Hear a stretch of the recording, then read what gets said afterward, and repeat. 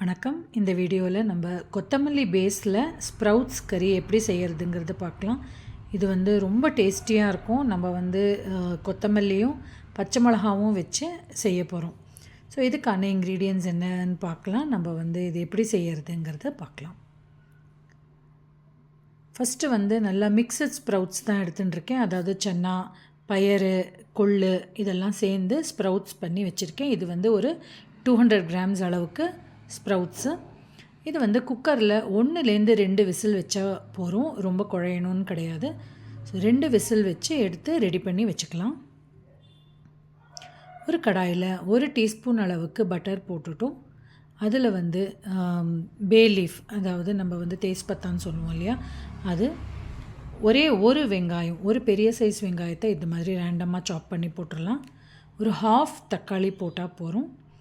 ஒரு 4லேருந்து 5 பச்சை மிளகா, ஒரு 4லேருந்து 5 பல் பூண்டு, அப்புறம் மசாலாவுக்கு சின்ன பட்டை, ஏலக்காய், 1 கிராம்பு, 1 டீஸ்பூன் சோம்பு போட்டுட்டும் இதை கொஞ்சம் ஒரு நிமிஷம் அளவுக்கு நம்ம சாட்டே பண்ணிடலாம். நல்லா ஒரு கட்டு, கிட்டத்தட்ட ஒரு 150 கிராம்ஸ் அளவுக்கு நம்ம கொத்தமல்லி எடுத்துக்கலாம்.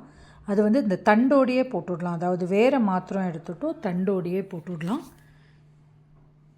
இதுவும் ஒரு 1லேருந்து 2 நிமிஷம் வரைக்கும் நல்லா வதங்கிட்டோம். அதாவது நம்மளுக்கு கொத்தமல்லி நல்லா சுருங்கின்னு வரும். ஸோ இந்த ஸ்டேஜில் ஸ்டவ்வை ஆஃப் பண்ணிவிட்டோம். நல்லா ஆறின அப்புறம் நல்லா பேஸ்ட்டாக அரைச்சி ரெடி பண்ணிக்கலாம்.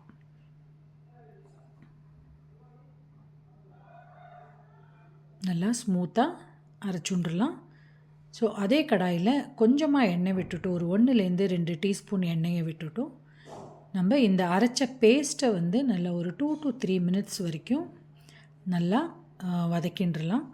ஸோ இந்த மிக்ஸி ஜாரில் கொஞ்சம் லெஃப்ட் ஓவர் இருக்கும் இல்லையா, ஸோ அதை தண்ணியை நம்ம ஜஸ்ட் வாஷ் பண்ணி ரெடி பண்ணி வச்சுக்கலாம். இந்த பேஸ்ட்டோட ஒரு 1லேருந்து 1.5 ஸ்பூன் அளவுக்கு சால்ட்டும் ஆட் பண்ணி ஜஸ்ட் ஒரு 1/2 மினிட் வரைக்கும் குக் ஆகட்டும்.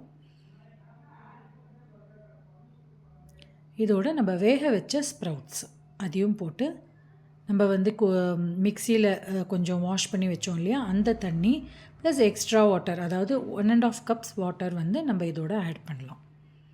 ஸோ நீங்கள் திக்னஸ்க்கு தகுந்த மாதிரி நல்லா நீர்க்க வேணும்னா இன்னும் கொஞ்சம் கூட ஆட் பண்ணலாம்.